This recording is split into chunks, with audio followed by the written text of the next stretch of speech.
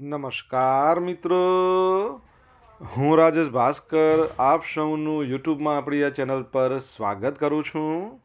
મિત્રો, આજે આપણે તારીખ 29 નવેમ્બર 2024ના કેટલાક મોસ્ટ ઇમ્પોર્ટન્ટ કરંટ અફેર અને અગાઉની પરીક્ષામાં પૂછાયેલા કેટલાક ઇમ્પોર્ટન્ટ પ્રશ્નો વિશે ડિટેલમાં ચર્ચા કરીશું, જે આપને આવનારી પરીક્ષા માટે ખૂબ જ ઉપયોગી સાબિત થશે.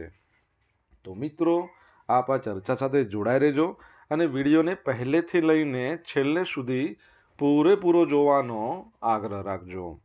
તો ચલો મિત્રો, શરૂ કરીએ. શરૂઆત કરતાં પહેલાં જણાવી દઉં કે જો તમારે આપણી આ યુટ્યુબ ચેનલને સબસ્ક્રાઈબ કરવાનું હજી પણ બાકી હોય તો ચેનલને સબસ્ક્રાઈબ કરજો, નોટિફિકેશન બેલ આઇકોનને પ્રેસ કરીને.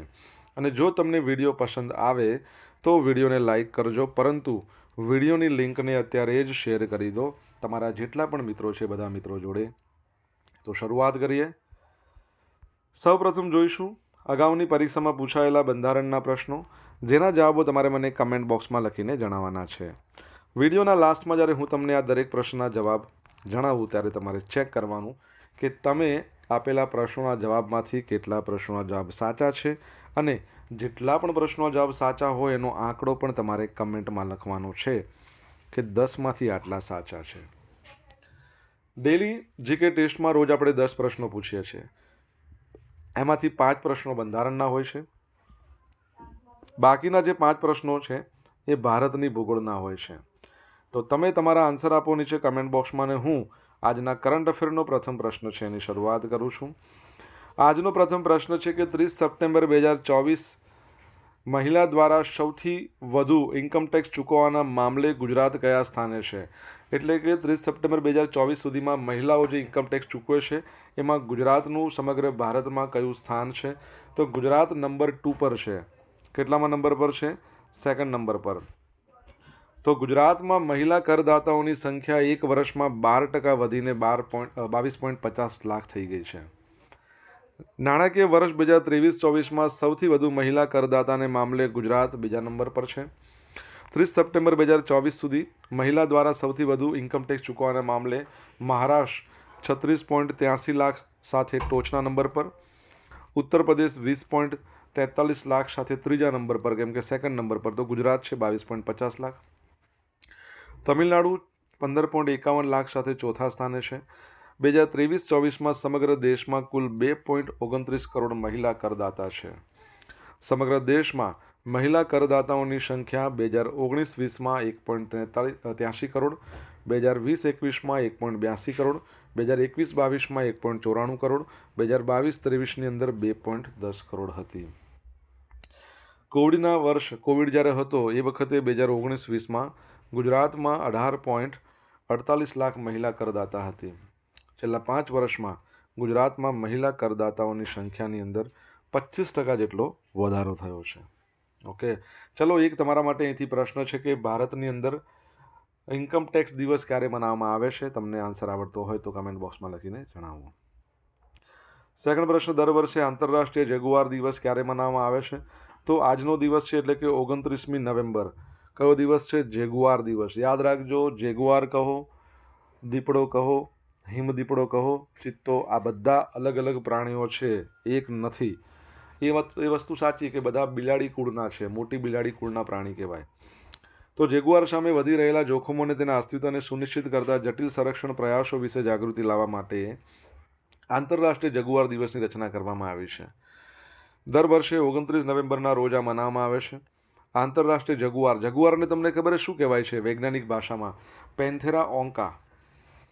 આ અમેરિકાની સૌથી મોટી જંગલી બિલાડીને જૈવ વિવિધતા સંરક્ષણ અને ટકાઉ વિકાસ અને મધ્ય અને દક્ષિણ અમેરિકાની સદીઓ જૂના જે સાંસ્કૃતિક વારસા માટે એક છત્ર પ્રજાતિ તરીકે ઉજવે છે. આ વિશ્વની ત્રીજી સૌથી મોટી બિલાડી, શિકારી અને એમેઝોન રેન ફોરેસ્ટની મહત્વપૂર્ણ પ્રજાતિ છે. માર્ચ 2018માં 14 શ્રેણીના દેશોના પ્રતિનિધિઓ જગુઆર 2030 ફોરમ માટે સંયુક્ત રાષ્ટ્રના મુખ્યાલય ખાતે ન્યૂયોર્કમાં એકત્ર થયા હતા. આ ફોરમનું પરિણામ જગુઆર 2030 સ્ટેટમેન્ટની રચનામાં પરિણમ્યું, જેમાં આંતરરાષ્ટ્રીય જગુઆર દિવસ બનાવવાની દરખાસ્ત સહિત આંતરરાષ્ટ્રીય સ્તરે સહયોગી જગુઆર સંરક્ષણ પહેલની વિશાળ શ્રેણીઓની રૂપરેખા આપવામાં આવી હતી. જો તમે જુઓ તો આ બધા બિલાડી કુળના પ્રાણી છે. તમે સિંહ કહો તો સિંહ દિવસ 10મી ઓગસ્ટ, એ પણ બિલાડી કુળનું પ્રાણી, મોટી બિલાડી. વાઘ કહો તો એ પણ છે 29 જુલાઈ વાઘ દિવસ.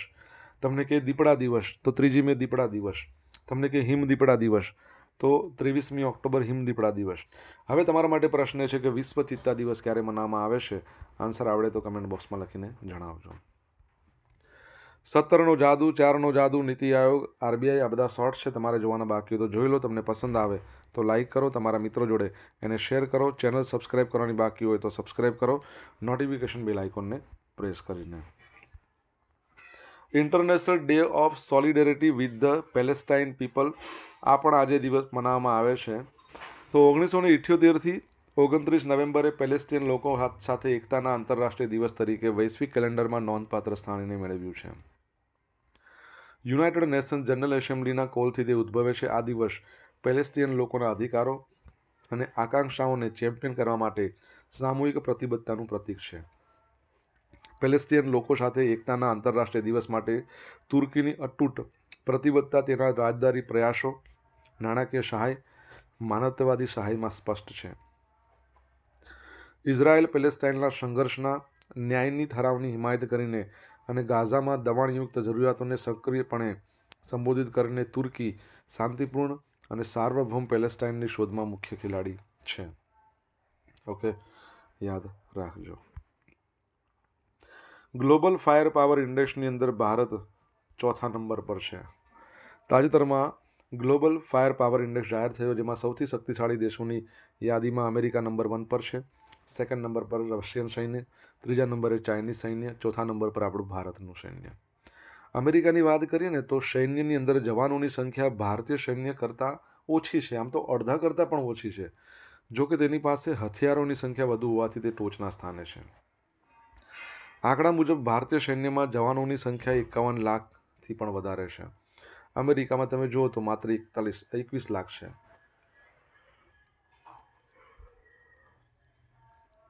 અમેરિકા સૈન્ય પાછળ $876 બિલિયન ખર્ચ કરે છે. ભારતનો સૈન્ય ખર્ચ $81 બિલિયન છે. વિશ્વની સૌથી શક્તિશાળી સૈન્યમાં પાકિસ્તાન 9મા સ્થાને છે. બરાબર છે. રિસન્ટલી તમને ભણ્યા હતા હેન્ડલે પાસપોર્ટ ઇન્ડેક્સ આવ્યો હતો. બરાબર, તમારે કહેવાનું છે કે એમાં ભારત કેટલામાં નંબર પર હતું, કમેન્ટ બોક્સમાં લખીને જણાવો. મિત્રો, વિડીયો પસંદ આવ્યો હોય, ભણવાની મજા આવી હોય તો વિડીયોને લાઇક કરો, તમારા મિત્રો જોડે વિડીયોની લિંકને શેર કરો. આપણી બંને યુટ્યુબ ચેનલ રાજેશ ભાસ્કર 2ને સબસ્ક્રાઇબ કરવાની બાકી હોય તો સબસ્ક્રાઇબ કરો, નોટિફિકેશન બેલ આઇકોનને પ્રેસ કરીને. જો તમારે ડેલી કરંટ અફેરની પીડીએફ જોઈતી હોય તો આપણી ટેલિગ્રામ ચેનલને જોઈન કરો. ટેલિગ્રામ ચેનલ પર ડેલી કરંટ અફેરની પીડીએફ મળશે અને સાથે પોલ્સ પણ રમવા મળશે. લિંક વિડીયોની ડિસ્ક્રિપ્શનમાં આપી છે. આઈપીએલની હરાજીમાં સહી કરનાર સૌથી યુવા ખેલાડી કોણ બન્યો છે? એટલે આઈપીએલની હરાજીમાંથી જે સિલેક્ટ થયો છે એ ખેલાડી છે વૈભવ સૂર્યવંશી. બિહારનો છે 13 વર્ષીય ક્રિકેટર વૈભવ સૂર્યવંશી આઈપીએલની હરાજીમાં સહી કરનાર સૌથી યુવા ખેલાડી બનીને ઇતિહાસ રચી લીધો છે. જેદામાં આઈપીએલ 2025 મેગા ઓક્શનમાં રાજસ્થાન રોયલે ભારે બોલી કરીને દિલ્હી કેપિટલ્સને હરાવીને સૂર્યવંશીને 1.10 કરોડમાં હસ્તગત કર્યો. 2011માં જન્મેલા વૈભવ સૂર્યવંશીએ 4 વર્ષની ઉંમરથી જ ક્રિકેટ પ્રત્યે અસાધારણ જુસ્સો દર્શાવ્યો હતો. તેમના પિતા સંજીવ સૂર્યવંશીએ પ્રારંભિક ઉત્સાહની નોંધ લીધી અને તેમના પુત્રની પ્રતિભાને ઉછાળવા માટે અને તેમના પાછળના ભાગમાં એક નાનો ક્રિકેટનો વિસ્તાર પણ બનાવ્યો. 9 વર્ષની ઉંમરે, ફક્ત 9 વર્ષની ઉંમરે વૈભવ બિહારના સમસ્તીપુરમાં એક ક્રિકેટ એકેડેમીમાં જોડાયો. તેના કોચ અને તેના સાથીઓને ઝડપથી ઓળખી લીધું કે વૈભવની કુશળતા તેના ઉંમર કરતાં ઘણી વધારે છે. 12 વર્ષનો ત્યાં સુધી તેણે વિનુ માગર ટ્રોફી સહિતની પ્રતિષ્ઠિત ટુર્નામેન્ટમાં બિહારનું પ્રતિનિધિત્વ કર્યું, જ્યાં તેણે 5 મેચમાં પ્રભાવશાળી 400 રન બનાવ્યા. જાન્યુઆરી 2023માં વૈભવ માત્ર 12 વર્ષ અને 284 દિવસમાં પટનામાં આયોજિત મુંબઈ સામેની રણજી ટ્રોફી એલિટ ગ્રુપ બીની મેચમાં બિહાર માટે ફર્સ્ટ ક્લાસ ડેબ્યુ કર્યું હતું. તમને ખબર હોય આઈપીએલના ઇતિહાસની વાત કરીએ, સૌથી મોંઘો ખેલાડી કોણ બન્યો છે?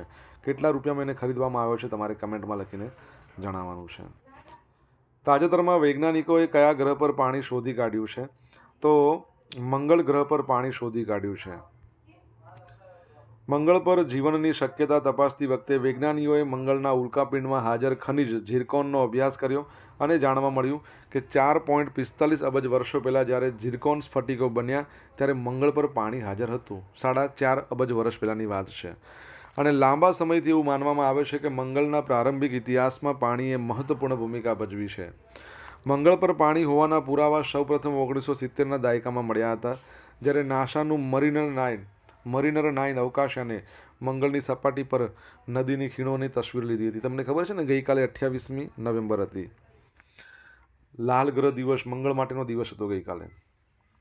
બાદમાં Mars global surveyor, Mars express સહિતના ઓર્બિટલ મિશનોએ સપાટી પર હાઇડ્રેટેડ માટીના ખનિજોની વ્યાપક હાજરી શોધી કાઢી હતી.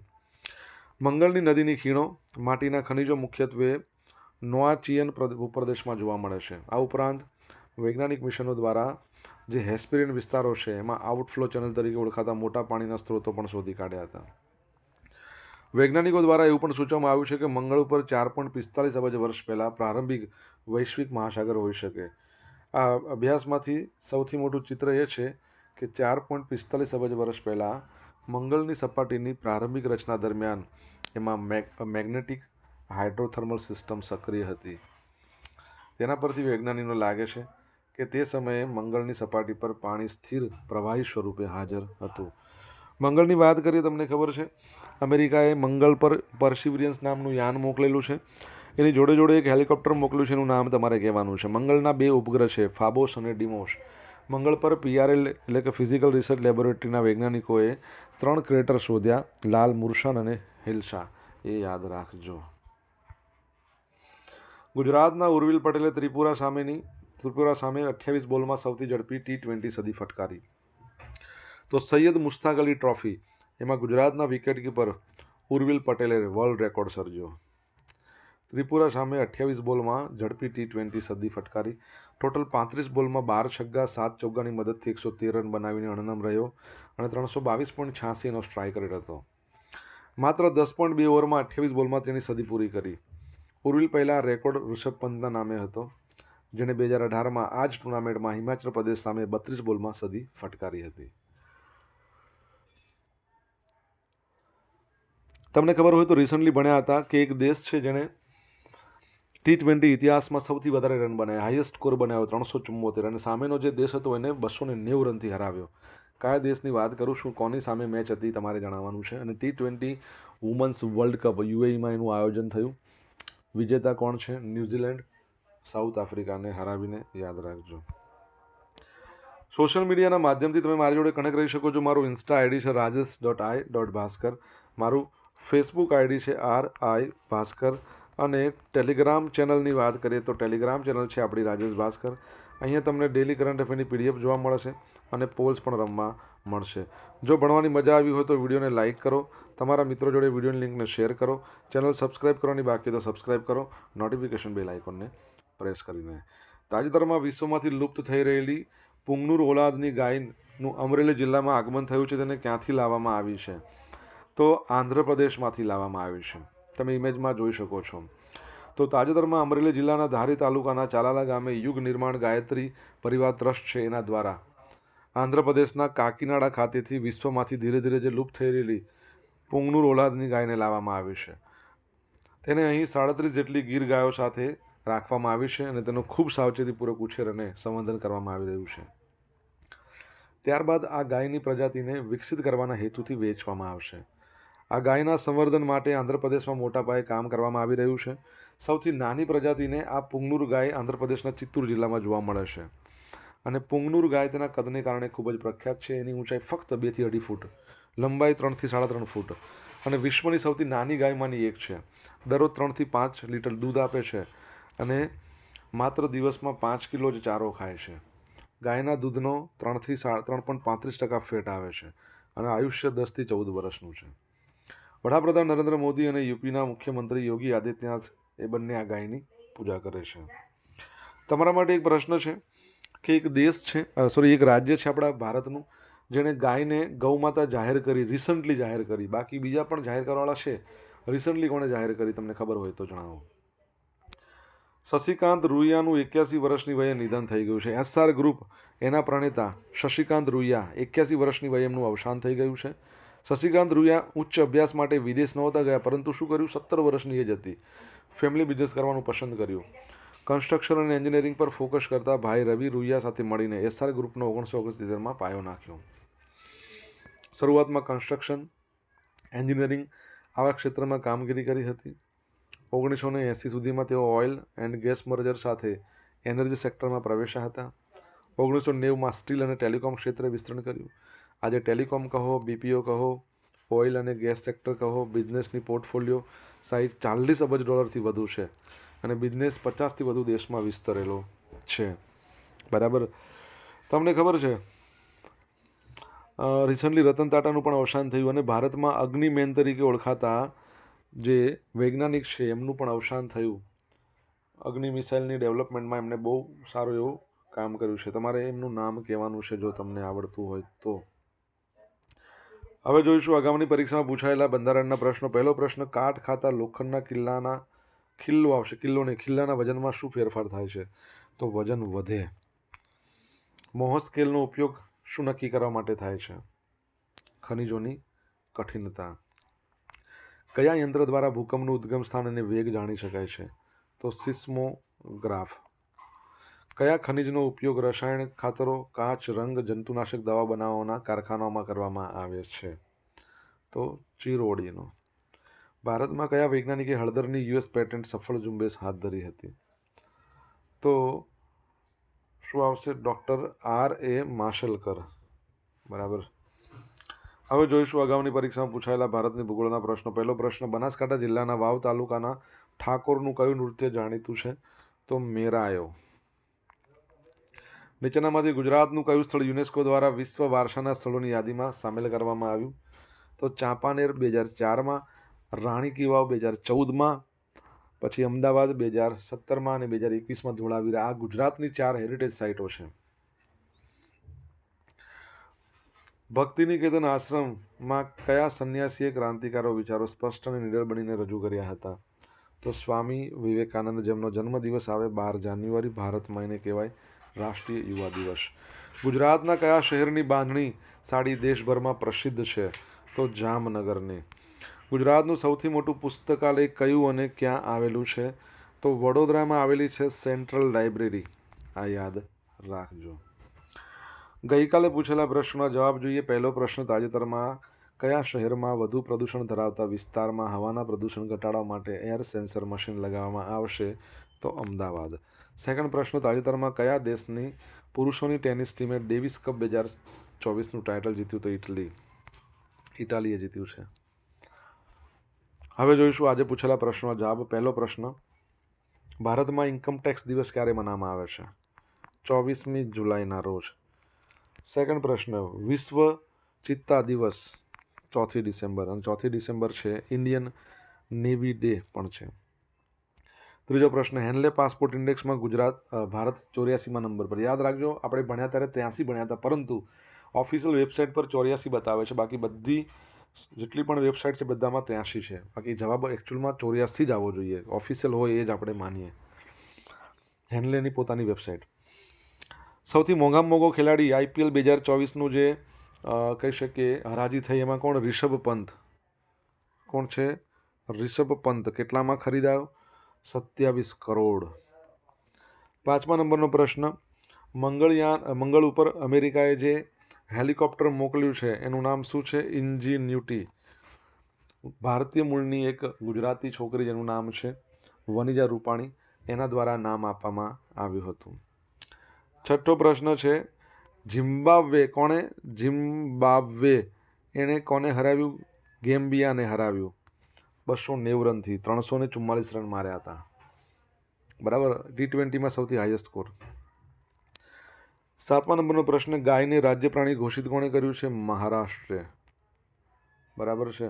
અને 8મા નંબરનો પ્રશ્ન, અગ્નિમેન તરીકે કોણ ઓળખાય જેમનું નિધન થઈ ગયું છે? રામનારાયણ અગ્રવાલ. અગ્નિ અગ્રવાલ પણ કહેવાય છે. હવે મિત્રો જોઈશું ગઈકાલના કરંટ અફેરમાંથી પૂછેલા કેટલાક ઇમ્પોર્ટન્ટ પ્રશ્નો જેના જવાબો તમારે કમેન્ટ બોક્સમાં લખીને જણાવવાના છે. પહેલો પ્રશ્ન, તાજેતરમાં કયા IIT ખાતે ક્યુરોસિટી કાર્નિવલ 2025નું આયોજન કરવામાં આવશે? સેકન્ડ પ્રશ્ન, તાજેતરમાં સમાચારમાં લઈ અંદમાન સમુદ્રમાં સર્જાયેલા ચક્રવાતી તોફાન ફેંગલનું નામ કોના દ્વારા આપવામાં આવ્યું છે? જવાબ આવડે તો કમેન્ટ બોક્સમાં લખીને જણાવજો. તો આ હતા આજના દિવસના મોસ્ટ ઇમ્પોર્ટન્ટ કરંટ અફેર. સાથે આપણે જોયું અગાઉની પરીક્ષામાં પૂછાયેલા ઇમ્પોર્ટન્ટ પ્રશ્નોના જવાબોની સાથે. આશા રાખું બધાને ભણવાની મજા આવી હશે. મજા આવી હોય તો વિડીયોને લાઇક કરજો, તમારા મિત્રો જોડે વિડીયોની લિંકને શેર કરજો. આપણી બંને યુટ્યુબ ચેનલ રાજેશ ભાસ્કર 2ને સબસ્ક્રાઇબ કરજો. નોટિફિકેશન બેલ આઇકોનને પ્રેસ કરીને. તો મિત્રો thank you so much for watching this video. Have a nice day. જય હિન્દ, જય ભારત.